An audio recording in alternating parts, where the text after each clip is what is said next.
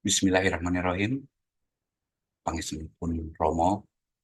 Assalamualaikum warahmatullahi wabarakatuh. Dulur sedoyo. Pangapunten tadi pagi video sama tambahan materinya malah bikin bingung ya. Iya, saya sendiri juga bingung lihatnya juga ya. Oke, eh, ini saya langsung masuk ke ringkasan ya. Kalau AI ini udah langsung ke jawabannya. Tapi memang tadi bingung dan eh, tambah jadi nggak jelas itu memang proses ya, prosesnya memang begitu, memang harus baca awalnya. Baik, saya langsung share ya ini ke ringkasannya. Baik, ini sudah terlihat ya ringkasannya, ada rangkuman materi. Nah, baik, sebelumnya kita mundur dulu ya ke yang pelatihan pertama tentang mitigasi bencana. Jadi penanggulangan bencana itu dilakukan dengan mitigasi bencana. Mitigasi bencana itu merupakan salah satu cara penanggulangan bencana. Nah, mitigasi adalah serangkaian upaya yang dilakukan untuk mengurangi risiko dan dampak buruk yang diakibatkan oleh suatu bencana. Jadi ada mengurangi atau bahkan menghindari, ya bukan mengurangi lagi ya. Mengurangi atau menghindari dan risikonya jelas, sudah jelas. Kita tahu masalahnya apa. Nah, hampir seluruh Indonesia rentan terhadap bencana gempa dan banjir. Di setiap daerah pasti ada gempa dan banjir. Nah, apabila diketahui, tentunya bisa dimitigasi ya, bisa dikurangi atau bisa dihindari. Nah, masalahnya kita udah tahu kita lempeng tektoniknya apa, banjirnya kapan, seperti apa karakteristiknya. Tapi belum diketahui kapannya ya. Nah, ini waktunya yang nggak diketahui, nah, sehingga sering tidak siap. Nah, kalau gempa bumi itu sebenarnya gempanya tidak berbahaya ya. Gempa yang 8 skala Richter, kita di tengah lapangan yang nggak ada apa-apa, ya gempa aja gitu ya. Bergerak, mungkin pandangan menjadi kabur, menjadi apa, tapi tidak berbahaya. Yang berbahaya adalah dampak kelanjutannya dari gempa itu ya. Kalau di dalam rumah atau dalam bangunan tertimpa bangunan, kalau di luar rumah, di lapangan tertimpa pohon, tertimpa tiang listrik, kalau di Jakarta tertimpa jalan tol gitu, nah itu bahayanya ya. Nah, selanjutnya juga dari gempa ini bisa jadi longsor, bisa jadi banjir, ada bah ya, ada dam retak atau semua itu kelanjutannya. Kalau gempanya sendiri sebenarnya relatif tidak berbahaya ya, karena kita eh, banyaknya bersifat seperti megatrust itu ya, apa, tumbukan ya, jadi malah naik ke atas, bukan malah eh, menjadi patahan ya, malah menjauh gitu, jadi bisa masuk ke dalam gempanya. Baik, demikian pula dengan banjir, bisa dikurangi dampak kerugian material dan jiwa akibatnya kalau kita tahu karakteristiknya. Demikian juga tsunami dan gunung api dapat dihindari ya. Semuanya ini eh, bahwa waktu gunung api misalnya Merapi udah tahu semua, ada waspada siaga, Mbah Marijan nggak mau pindah ya, itu memang itu lain, tapi yang lainnya bisa dievakuasi, bisa pindah ya. Demikian juga dengan tsunami, mau ada tsunami 30 meter ya kita pindah ke 50 meter evakuasi ya. Ya jangan bikin titik kumpul, kita tahu ada tsunami 5 meter, titik kumpulnya di 3 meter gitu, nah itu yang kurang tepat ya. Baik, nah, oh ya nih, kalau kita lihat gempa di Jogja itu pada tahun 2006 sebenarnya relatif kecil ya. Kalau ukuran Indonesia 5,9 skala Richter ya, atau kalau di Amerika 6,3 menurut ukuran Amerika. Yang meninggalnya 5.788 sampai 6.000 orang. Ya, jadi kalau kita lihat gempa Jogja itu hanya 57 detik ya. 57 detik hanya menjadi sangat dahsyat ininya ya.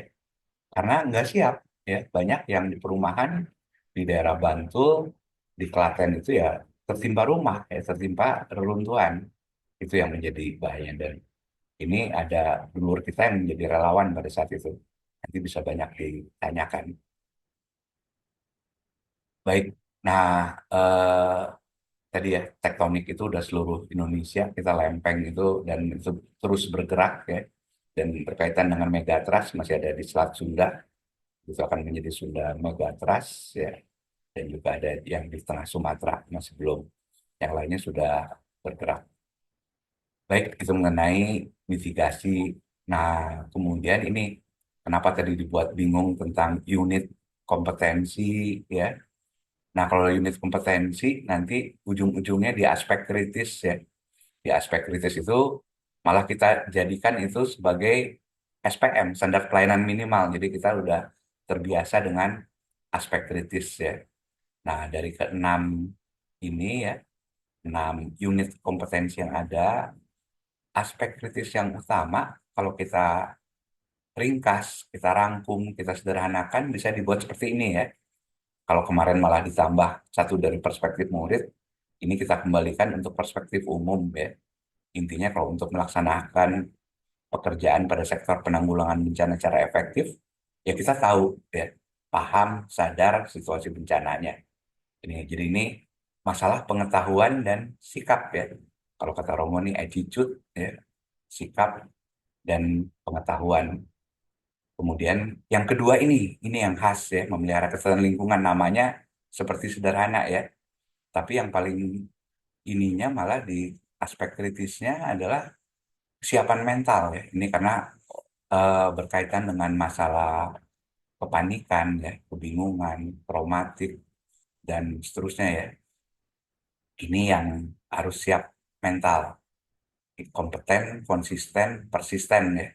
Nah, jadi ini kalau Romo ngendikan sini awalnya adalah ya mestinya murid itu selalu bersandar, ini istiqomah tumaninah ya kalau bahasa Indonesia, tapi kalau kita kembalikan ke bahasa umum itu adalah istiqomah tumaninah ini konsisten dan persisten. Nah, dua inilah yang menjadi dasar ya. Dasar kita tahu, paham, sadar, dan juga konsisten dan persisten gitu ya di situasi bencana. Kemudian yang ketiganya baru melakukan pertolongan pertama. Nah, ini tahu prosedur, tapi juga sebagai anggota tim dan individu. Jadi kalau di bahasa kemarin itu adalah ini ya, eh, kenal diri ya, tahu diri itu sadar. Jadi ini yang memang dan tentunya harus terus menerus belajar. Kalau prosedur ya harus dibaca prosedurnya juga seperti apa. Baik, nah kalau yang empat untuk peralatan ini juga keterampilan sebenarnya komunikasi yang komunikatif tapi harus dilatih juga ya karena harus dasar pengetahuannya juga cukup untuk komunikasi yang komunikatif, kemudian memberikan pengarahan itu adalah yang informatif, ini selalu sudah Romo ngendikan juga semua, kemudian yang keenamnya itu merupakan prasyarat ini malah ya, ini jadi sebenarnya bisa disebut dasar juga, kita harus bisa menunjukkan sikap kepemimpinan di tempat kerja walaupun kita bukan pimpinannya, tapi kita selalu bisa menjaga persatuan, peduli, respon, respek, tanggap. Intinya seperti ini. Jadi kalau kita perhatikan semuanya sebenarnya yang tertulis di SKKNI 401 ini sejak 9 tahun yang lalu sudah disiapkan Romo ya. Jadi bahkan kalau untuk aspek kritisnya pun banyak yang diambil dari apa yang sudah Romo berikan. Baik, nah keenam unit kompetensi ini banyaknya bersifat pengetahuan dan sikap. Dan bahkan kalau yang kedua ini lebih ke mental ya, kesiapan mental sikapnya. Jadi bukan hanya secara attitude, tapi mentalnya yang kuat. Ini kalau tentara, kalau apa memang harus dilatih ininya ya, biar mentalnya kuat. Nah, keterampilan itu ya utamanya hanya di yang tiga ini ya. Untuk unit tiga, untuk pertolongan pertama, prosedurnya kita tahu, dan juga komunikasi ya, komunikasi otomotif juga keterampilan berkomunikasi itu ya. Tapi ya kita intinya di yang tiga ini. Baik ya, jadi kita bisa membedakan antara unit kompetensi dan ada aspek kritis yang kita jadikan standar pelayanan minimal. Oke, nah nanti buat tanggal 10 itu kita membahas tentang unit kompetensi ini aja ya. Melakukan pertolongan pertama yang ketiga nih ya. Nah, inilah buat tanggal 10 melakukan pertolongan pertama, ini unit kompetensinya. Kemudian ini elemen kompetensi, ya. Elemen kompetensinya ada 4, melakukan kajian situasi, menerapkan prosedur pertolongan pertama, meminta bantuan penanganan lanjutan, dan mengevaluasi kinerja. Sama ya, unit kompetensi dan elemen kompetensi itu adalah kalimat aktif diawali dengan kata kerja dengan awalan me, ya. Jadi melakukan, menerapkan, meminta. Hanya kalau melakukan pertolongan pertama ini masih bisa dipecah lagi. Kalau melakukan kajian situasi atau menerapkan prosedur itu sudah spesifik ya. Sudah nggak bisa dibuat dipecah dengan awalan me lagi ya. Itu berdasarkan SKKN-nya seperti itu. Jadi ini ada 4 elemen kompetensi. Kemudian ada namanya kriteria unjuk kerja. Nah ini kalau diringkas, ini berbedanya kalau ini awalan me, kalau ini di ya. Kalau ini kita jadinya yang diutamakan adalah kata kerjanya ya. Kalau ini yang diutamakan adalah objeknya ya. Jadi ancaman bahaya, risiko dan sumber daya yang ada dipahami ya. Kondisi korban ditangani ya sesuai dengan prinsip prosedur. Kondisi korban yang penanganannya dilaporkan dengan tepat dan umpan balik dari bidang klinis diminta, dampak psikologis terhadap penyelamat diketahui. Nah, ini ditambahkan ya. Nah, ini tadi perbedaannya dengan yang biasa ya, bahwa kita pertolongan pertama pada saat biasa dan pertolongan pertama pada saat bencana. Makanya kalau secara medis itu di nomor 2 ini yang ada medical disaster. Ini harus ada sertifikat pelatihannya tersendiri ya. Karena memang di saat situasi tertekan ya, penuh kekurangan, semua harus siap mentalnya ya. Jadi ini yang perbedaan utamanya dengan. Nah, kalau kita kan bukan sebagai tim medis sebenarnya ya. Kita adalah orang biasa yang sama-sama dan melihat dan bisa membantu intinya ya. Baik, kembali lagi ya. Jadi kita udah tahu ini unit kompetensi, ini elemen kompetensi, ini kriteria unjuk kerja. Perbedaannya ini ini ya di gitu ya.